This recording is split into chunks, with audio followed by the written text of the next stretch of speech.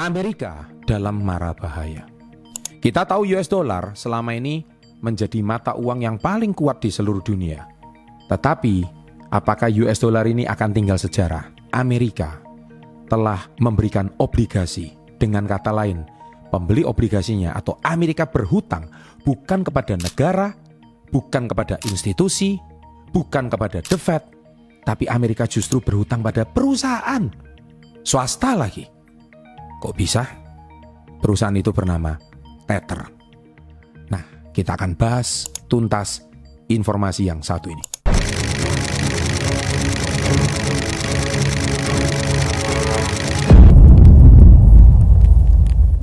Sahabat entrepreneur, salam hebat luar biasa.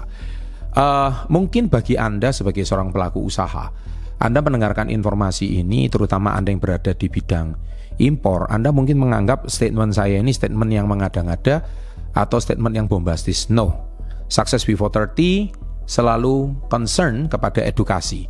Saya tidak akan memberikan sebuah statement yang cuman memporak-porandakan pemikiran kalian, tetapi memberikan Anda sebuah wawasan global, makroekonomi yang akan membuat Anda sangat bermanfaat dan mempertajam insting bisnis Anda, terutama Anda yang saat ini bergerak di bidang usaha.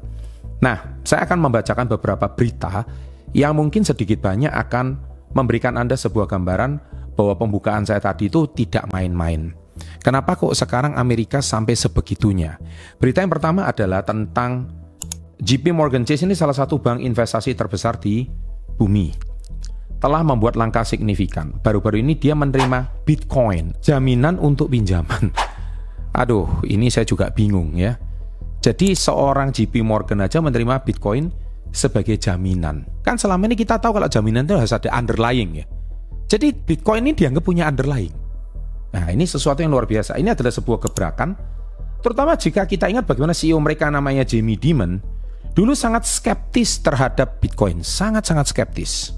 Lebih jauh lagi, JP Morgan ini akan mempertimbangkan kepemilikan kripto secara langsung saat menilai kekayaan bersih dan likuiditas nasabah untuk menentukan batas kredit. Ini bukan sekedar menambah layanan, tapi sebuah sinyal kuat ke seluruh industri keuangan global bahwa Bitcoin dan produk investasi terkait semakin diakui dan sah. Ini bukan berarti saya itu mendukung Bitcoin atau endorse Bitcoin, tidak. Tetapi saya membacakan berita ini untuk bahwa teknologi kripto atau teknologi blockchain, suka atau tidak suka, semakin akan dipakai di dunia ini. Itu poin yang saya mau sampaikan melalui berita ini. Sedangkan berita kedua yang selalu kita bahas, BlackRock. Ya, kita tahu perusahaan BlackRock itu ya perusahaan dari Amerika Serikat. BlackRock sebagai manajer aset terbesar di dunia dengan dana sekelas 11 triliun dolar. BlackRock telah membuat dampak monumental melalui iShares Bitcoin Trust mereka, atau yang kita dengar namanya ticker IBIT. Dalam waktu 16 bulan sejak peluncurannya, IBIT telah berhasil mengumumkan 664.000 Bitcoin yang nilainya mencapai 70 miliar dolar. Ini nggak main-main. Tidak hanya Bitcoin, BlackRock juga menjual ETF Ethereum, tapi bukan cuma di ETH, tapi ada harta karun sebenarnya, yaitu berita ketiga, yaitu DeFi, Decentralized Finance. Ini yang selalu saya sampaikan sejak tahun 2019, ketika saya sudah bilang bahwa dunia sudah menuju ke era desentralisasi. Ethereum adalah platform kripto yang bisa mendisrupsi bank. Tadi yang awalnya bilang USDT dimiliki perusahaan Tether, itu bukan USD. USDT bukan US dollar ya. USDT itu stable coin yang dimiliki oleh perusahaan Tether, tetapi angkanya ya beda-beda tipis sama US dollar saat ini. Jadi berapa nilai US dollar berapa ya, dia update-nya berapa USDT di situ. Tapi token ini berbentuk US dollar. Ini yang disebut namanya stable coin. Nah, perusahaan Tether untung 13 miliar dolar tahun lalu. Gara-gara ini Donald Trump sampai membuat perusahaan sendiri namanya World Realty Financial yang punya stablecoin bernama USD1. Ini kalau saya mau ibaratkan, kalau Anda bingung dengan istilah ini, bagi Anda yang mungkin pendengar baru atau Anda yang mungkin masih asing dengan dunia kripto, saya mungkin mau ibaratkan gini. Kalau kalian itu mau main game di Fun World atau di Time Zone, kan kalian itu harus beli koinnya terlebih dahulu. Beli tokennya dulu.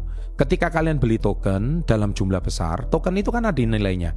Karena Anda kan tidak bisa masukkan rupiah untuk bermain game yang ada di time zone. Jadi mau nggak mau kalian itu harus membeli token tersebut untuk bermain. Nah ternyata token yang dibeli time zone ini nilainya naik gitu loh ceritanya. Lucu kan ya.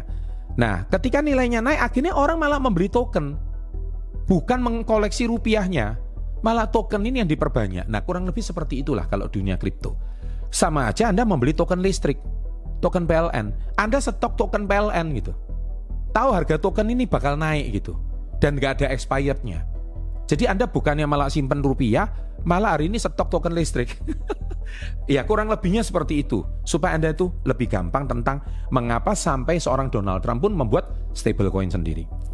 Dengan tokenisasi bisa menggantikan sistem bank. Jadi dengan sistem smart contract-nya ETH, kalau nggak paham coba cari video SP30 yang sudah menjelaskan tentang Ethereum ya, saya akan tampilkan. Sistem ETH ini memungkinkan punya sistem seperti deposito bank, namanya staking. Begitu sistem ini bisa dijual oleh Bank Amerika dan lembaga Amerika lainnya secara resmi, maka ini mempermudah Amerika menjual produk finansialnya. Kurang lebih nangkep nggak ya? Saya berikan contoh produk. Beli obligasi Amerika pakai kripto. Jadi Anda membeli obligasi tapi pakai tokennya time zone, bukan pakai rupiah gitu. Ibaratnya tuh seperti itu. Jadi pakai $1 atau apa bisa bebas obligasi Amerika dapat bunga.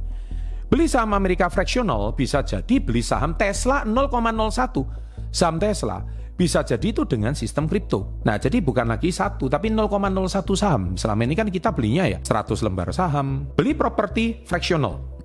Jadi ada properti besar di tengah kota, jualnya kan tidak mudah. Bagaimana kalau dipecah kepemilikan menjadi 0,1, 0,01? Misalkan gini, kamu hari ini mau beli sebuah gedung di Tamrin.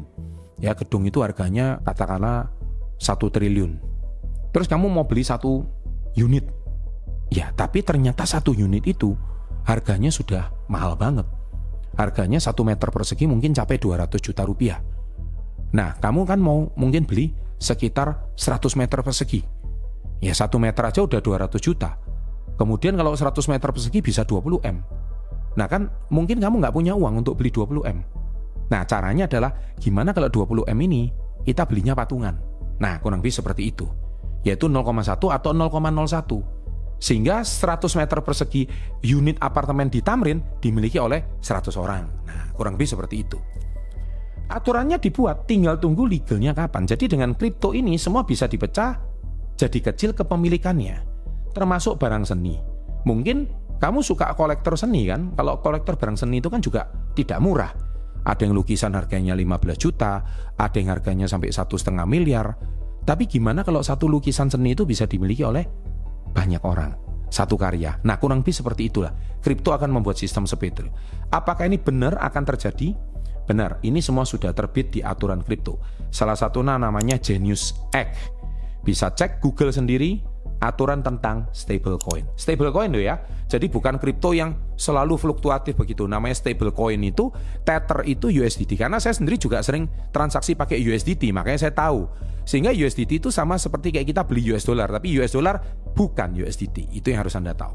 Jadi bank-bank Amerika mau mencetak stablecoin sendiri. Kemudian bank Amerika ini bisa menjual staking atau deposito. Artinya kemungkinan mereka bisa menawarkan deposito dalam bentuk US dollar ini sendiri.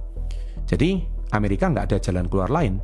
Kalau tahu nggak, surat utang obligasinya Amerika tidak ada yang ambil surat utangnya. Amerika ini tidak pilihan lain selain all in di kripto ini. Plus dalam waktu dekat kalau sahabat SP30 lihat ada kasus seru, yaitu drama pertengkaran Donald Trump dengan Elon Musk. Tentang apa sih? Yaitu tentang OBBA, yaitu One Big Beautiful Big Act. Apa sih? Intinya Amerika tuh mau hutang lebih besar lagi buat memenuhi janji politik. Nah ini loh. Jadi Amerika ini hutang udah banyak, dia mau hutang lebih besar, makanya berantemlah si Elon Musk itu sama Donald Trump. Utang yang lebih besar Amerika itu pasti juga mengalir ke harga saham Amerika. Kripto juga pasti akan terdampak. Jadi peluang besarnya apa? Dengan dilegalkannya dan didukungnya industri kripto ini sama Amerika, mau nggak mau seluruh dunia akan ikut adopsi. Mungkin nanti di Indonesia kita juga bisa punya saham Bank BRI, bukan cuma 1 lembar saham, tapi mungkin 0,1 lembar saham.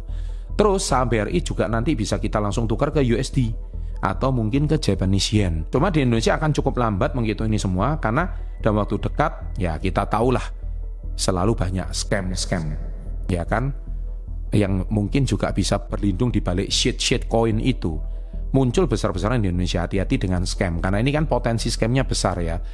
pegang kata-kata saya, habis ini banyak penipuan, ngakunya peluang baru di kripto, itu pasti banyak sekali. Hati-hati dengan peluang seperti ini. Saya pun juga sudah cukup sering ditawarin hal-hal seperti ini sejak tahun 2016, 2017. Saya pun cukup hati-hati. Tapi bukan success before 30 namanya kalau kita tidak memberikan edukasi terkini. Intinya, ketika saya membuat video kripto pertama kali tahun 2019, saya sudah tahu bahwa dunia ini menuju ke desentralisasi. Tetapi kita percaya bahwa desentralisasi ini suka atau tidak suka akan mulai diadopsi dan akan mulai diterima. Dan sekarang teknologi kripto ini yang kita tahu sebut namanya blockchain ini, sekarang cepat atau lambat Amerika sudah mulai menggunakannya. Bahkan kalau dulu isunya 2019 itu kan kita belum diterima institusi. Ya, utilisasinya belum banyak. Tapi sekarang cepat atau lambat bahkan Amerika pun berhutang sama perusahaan Tether. Nah, ini sesuatu yang kayaknya belum bisa dibayangkan 6 tahun yang lalu. Tapi sekarang sebuah fakta, ini sudah mulai terjadi. Bahkan Tether itu pun, itu sekarang pengambil obligasi nomor 7 loh di Amerika. Jadi nomor 1 sampai nomor 6 itu negara, ini nomor 7. Jadi Amerika itu berhutang sama perusahaan swasta. Ini gimana ini, negara sekelas Amerika aja berhutang sama perusahaan swasta. Dan perusahaan swasta ini kripto pula. Ini sesuatu yang nggak bisa dibayangkan. Nah, inilah. Jadi cepat atau lambat teknologi blockchain ini sudah pasti akan mendisrupsi banyak hal di seluruh dunia. Dan kita lihat perkembangannya mulai dari Amerika dulu. Jadi kesimpulannya apa? Sahabat SU30, semua mendengar kalau Bitcoin adalah emas digital, tapi sejauh ini sampai sekarang pergerakan Bitcoin seperti saham perusahaan teknologi Amerika. Kalau Nasdaq naik, Bitcoin naik. Kalau Nasdaq turun, Bitcoin turun. Silahkan cek dalam beberapa tahun belakangan, ada chartnya. Jadi Bitcoin sama dengan Nasdaq, bukan emas. Ya, ini sesuatu fakta. Jadi Nasdaq naik, Bitcoin naik, Nasdaq turun, Bitcoin turun. Karena waktu kemarin perang dagang emas naik, Bitcoin turun. Sekarang Nasdaq naik, Bitcoin juga ikut naik, ya kan? Jadi kalau mau tahu nasib Bitcoin dalam waktu dekat, cukup lihat Nasdaq. Ini bocoran yang bisa saya lihat. Lihat ekonomi Amerika gimana, karena sekarang bandar dari Bitcoin kelihatannya sudah dipegang BlackRock dan teman-temannya di Amerika. Nggak tahu ya di masa depan ya. Nah, jadi kenapa industri ini kok positif dan diterima oleh perbankan? Jawabannya simpel, karena orang kaya itu tetap simpan uang di bank. Bank-bank ini menawarkan nasabah kaya kripto. Mereka itu yang simpan, mereka ngatur. Itulah kenapa nasabah kaya ini akan membeli harga mengikuti anjuran dari para AR atau para sales representative bank, yaitu para fund manager. Kan biasa nasabah prioritas itu kan selalu ditawarkan, Pak, ini loh Pak, ada ORI baru atau ada FR baru, ini lumayan loh Pak, bunganya sekian gitu. Ya kadang-kadang nasabah kaya itu mereka kan naruh duit itu kan mereka tuh pasti pengen yang investasinya lebih tinggi kan. Mereka pasti nawarkan yang cuannya lebih tinggi. Nah sama, jadi para sales representative itu akan dilatih. Nah selama ini orang-orang yang memiliki duit di dunia saham, kalau mereka butuh cash, mereka cukup jaminkan sahamnya. Istilahnya namanya repo. Jaminkan saham repo tersebut, mereka akan menerima cash untuk melakukan investasi yang lain kalau mereka butuh duit cash.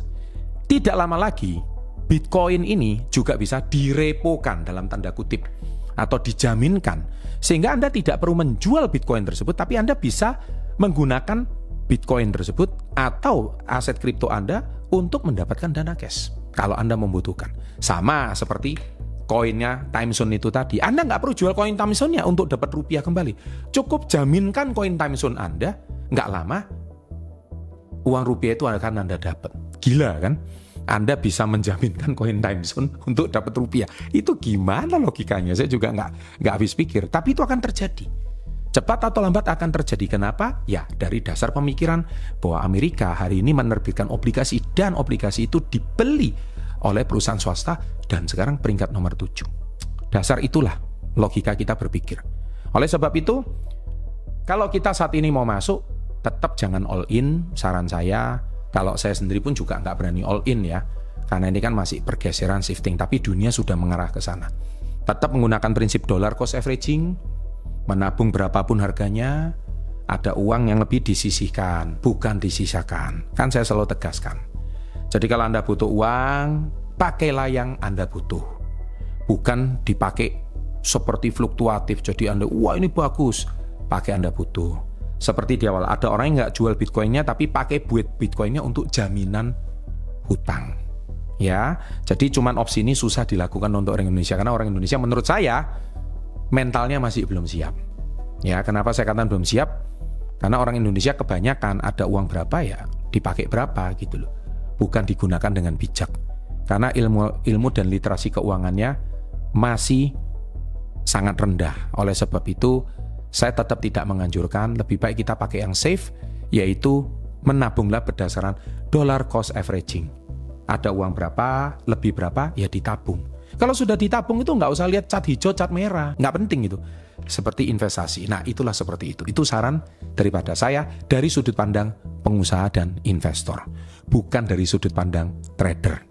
Oleh sebab itu, video ini saya buat tujuannya untuk memberikan wawasan bagi kita semua. Sahabat SU30, kalau Anda ingin belajar company valuation, sampai jumpa di workshop tanggal 29 dan 30 Juni nanti. Bersama dengan saya, Pak Tony, dan Profesor Ferry Latuhin. Sukses untuk Anda, dan kita tutup dengan salam hebat luar biasa.